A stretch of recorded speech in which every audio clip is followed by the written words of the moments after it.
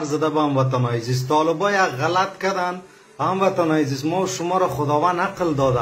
اگر اینا زور می داشتن، قدرت می داشتن، حال وقت سر پنجشیر حمله کرده بودن. حال آمده 4 تا اشپیشی میگه و میگه 4 ساعت ما وقت میتیم، به مویچی میگه 4 تا وزیرستانی میگه 4 ساعت وقت میتیم پنجشیر میگیریم. اگر شما زور می داشتی، از این سر و وضعتان معلوم است که شما نه نظامی هستی، نه کدام بیادریچی هستی، هیچ چیزی نیستی. شما این ولایت ها و ولسوالی ها هم که گرفته، اینمی فاشستایی که در از بودن، همین وطن فروش ها که اردوی ملی را از بین بردن، پلیس از بین بردن، اونموا برای شما دادن.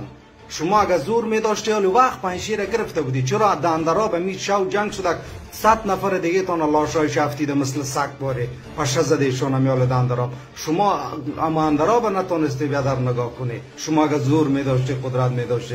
فریب یارا نخوره. 4 تا کثافت آمده بیادر سر و وضعشان است که تو دان خدا یا میخواین حکومت بکنن. او مردم 100 سال میبره تان عقب. حالا میرید بیادر در شاروالی میری یک دانه ملاس بیادر، در محکمه میری یک ملاس ششتگیست، در زیر پلم میری یک ملاس هیچ چیز هم نمیفهمه بیادر، در دانشگاه میری ملاس بیادر، در مکتب هم میری ملاس. شما اینا کار به حل کار نمیتن دوست. در زمین اینمی خودش یک جنایت است. مردم به تباهی کشاندین، مردم فریب میتن، میگن عفو عمومی. خبرنگار بیادر تلویزیون طلو را آمدن گفتن عفو عمومی اعلان کردین. اینمی بچه اینمی جوان گم است، نیست، خدا میدانه کجا است. همینطوری دیگه بیادر اسناد بیادر امنیت ملی را گرفتین.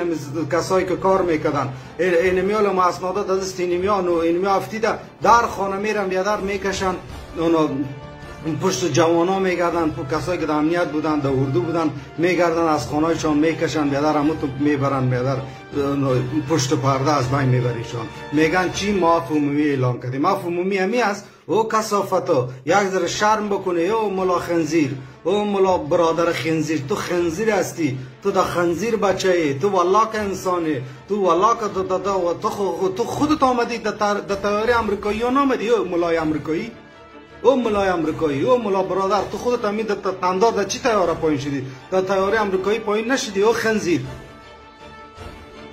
امی عباس استانکزید نگفت که ما ای اردو را میخوایم از بین ببریم. پیش از پیش شما با امریکایی های چی کده بودید؟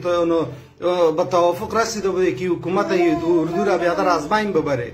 ای اردو را از بین ببره به خاطر از اینکه 4 تا اشپیشی را بیادر از پشاور از اونجا جمع کنی بیاری افغانستان پایگاه تروریست جور کنه. شما بیادر سگایتان، زنجیرایتان در دست امریکایی ها است، در دست انگلیس ها است که شما را سگ جور کنن بیادر سر تاجیکستان بغفانن، سر ازبکستان بغفانن، بیادر سر ایران بغفانن. شما از شما استفاده کنن در سر دیگه کشورها که حالا شما بیادر امارات اسلامی که در کل جای باید امارات باشه. شما چوب سوخت هستی، اون سرزمین هم مردمش تباه میکنه. امروز باید احمد مسعود بفهم. او احمد جان بفهم، مذاکره با وزیرستانی تو چی مذاکره میکنی؟ ما خونه رفتیم در وزیرستان بیادر سر خانه و سر ناموس وزیرستانی بیادر ما رفته باشیم که بگوییم ما با وزیرستانی چی میکنم، مذاکره میکنم. یا آمدین امیال در سر ننگ ناموس ما، امیال در شمالی آمدین، امیال بیادر در بغلان و تخار و در بدخشان، یا آمدین بیادر آمدین سر ننگ ناموس ما. تو با کی مذاکره میکنی؟ تو با میا مذاکره میکنی؟ میشینی میگی ما مذاکره میکنم، حکومت هم شمول. مذاکره در زمانی بکو که یا براین از تخار، براین از بغلان، براین بیادر از کندوز، براین اونو از شهر کابل که میره در سر زن مردم میرن بیادر، در خانه مردم میرن تلاشی میکنن. خانمای همین ویدیو را نمیبینی؟ زن چیک میزنه میگن اون آمدن دروازه را مشکنن بیادر در میرن در خانه مردم. دونو وقت بیادر تو یا براین از شهر کابل، از این ولایت ها و ولسوالی برای با بیا بگو من مذاکره میکنم. در غیر از اون با کی مذاکره میکنم؟ با وزیرستانی، با پاکستانی؟